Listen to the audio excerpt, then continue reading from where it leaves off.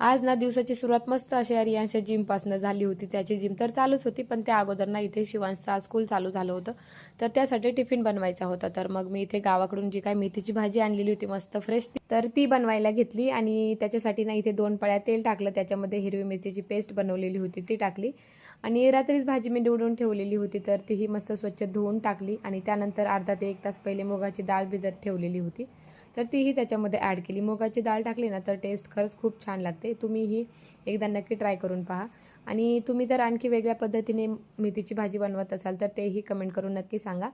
तर इथे गरमागरम 2-3 पोळ्या बनवून घेतल्या आणि त्यानंतर इथे तोपर्यंत आपली भाजी शिजून तयार झालेली होती। 1 ते 2 मिनिटं मीडियम गॅसवर होऊ दिली, कारण की डाळ थोडीशी शिजली की मग छान लागते आणि त्याच्यासाठी इथे टिफिन तयार करायला घेतला।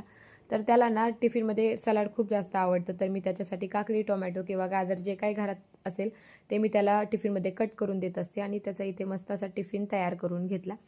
आणि त्यानंतर शिवांश गेला, पण आमची जिम काही इथं संपली नव्हती, कारण की इथे आता हात पोचायला लागले होते आणि मेन म्हणजे त्याला लटकता येत होतं, तर त्याला ते खूपच भारी वाटत होतं। प्रत्येक कोणती नवीन गोष्ट असेल तर 1 ते 2 दिवस मुलं हे करतातच आणि हे हाईटसाठी खूप चांगलं आहे, तर ते ऑनलाईन मागवलेलं आहे। त्याची लिंक मी तुम्हाला डिस्क्रिप्शन बॉक्समध्ये देते आणि व्हिडिओ आवडला असेल तर लाईक, शेअर, सबस्क्राईब करा। चलो बाय।